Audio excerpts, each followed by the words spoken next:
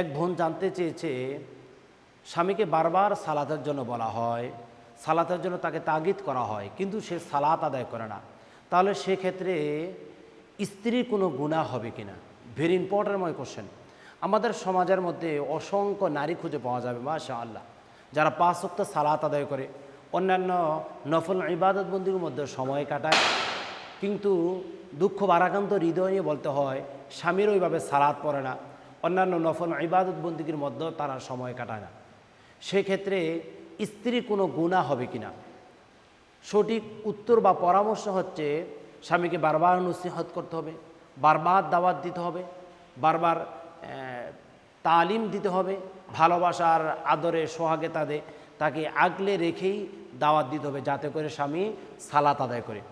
বারবার নসিহত করার পরে, বারবার তালিম দেওয়ার পরও যদি স্বামী যদি সালাত আদায় না করে, তাহলে সেক্ষেত্রে স্ত্রী কোনো গুনাহ হবে না।